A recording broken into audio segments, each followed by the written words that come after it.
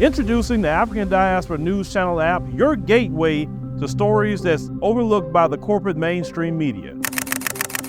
And we serve as the voice to the global Black community. Again, we got Dr. Candace Matthews. A lot of these documents, looking at. We are committed to informing and educating through the power of media. This country is supposed to be about the land of the free for all. It has not been free for Black people, and we are tired. With our platform, we're helping to end injustice by exposing it. Join us in standing for excellence in journalism and serving our community. Download the African Diaspora News app today. So Toronto community members held a rally to fight against the increasing amount of gun violence that's taking place in Toronto. Take a look and then we'll talk about this further. It's important we express the impact throughout the community so everyone knows what's going on in the city. Nakai Foster was just 16 years old when his life changed forever from gun violence. It was a lot of hard work I had to do to get to where I am today, to be standing up in front of this camera. Nakai was the victim of a random shooting last July in North York. He suffered life-threatening injuries and was told he may never walk again. But persevering through recovery, he is walking today, calling for action. I feel it's very important we come out and march for gun violence. Not everyone really understands. Not everyone has someone that has been lost by gun violence or has been affected by gun violence.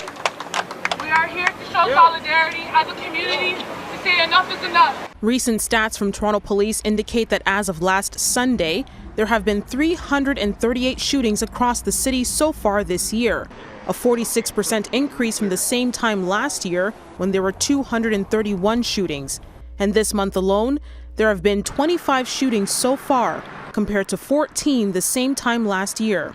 When you see these numbers, they're not numbers, they're human beings, they're family members, they're loved ones. Innocent people are getting hurt, a lot of lives are being lost, so yeah, put down the guns. So as you can see, Nakai Foster is one of many, many people that have been caught in the crossfire of the gun violence that's taking place in Toronto. And the sad part is a lot of it is Black on Black, which is truly unfortunate. And as you can hear, 338 shootings this year alone so far, and that's just in Toronto, and 25 this month alone. And they're talking about a 46% increase in the amount of gun violence taking place in Toronto. And again, the vast majority of it is Black on Black crime.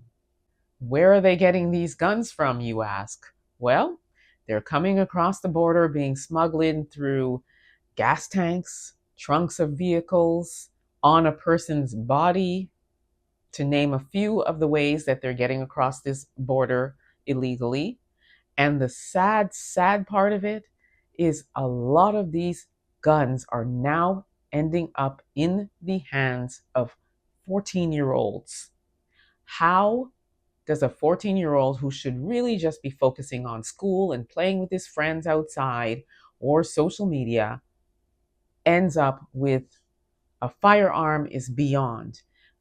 There have been reports of 14-year-olds, 11-year-olds being arrested for shooting adults, and some of which have been since unalived, and they've been charged. Again, a 14-year-old should not even have that in their mind. I believe, as far as it relates to the 14-year-olds that have been charged with unaliving adults and other people their age, is gang-related. I believe, and this is just my opinion, that it's a gang initiation situation and they were given the firearm to go and do what they need to do to make it into these gangs. And there are several gangs here in Toronto. I know in the United States and other parts of the world, they think Canada is just nice and peaceful and that the gangs are soft. There are some hardcore gangs here in Toronto, and there's some hardcore violence going on here, and it is getting out of control. What can we do other than holding rallies and marches? We need to come up with a game plan to combat this, because although we have law enforcement and they are saying that they're doing what they need to do, we all know that when it comes to our people in our community, we can't really trust them to have our back and to really do what is needful to make sure that our community is safe. So we as a community need to do more than rallying and marching and crying out and saying we have to stop. It does have to stop, yes, but we need to come up with a game plan. And so I am appealing to all of the community in Ontario and across Canada to come together. Let's come up with a strategic plan to combat this ever-growing horrible situation that's happening in Toronto.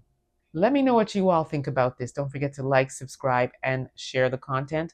Also, download the African Diaspora News app. You can grab it at the Google or Apple Store, or head over to africandiasporanews.org and download it there. You'll have access to content you won't see here or anywhere else, so you need to download that app. Also, subscribe to my YouTube channel, The Black Experience with Emma Ansah. Until next time, please be safe, everyone.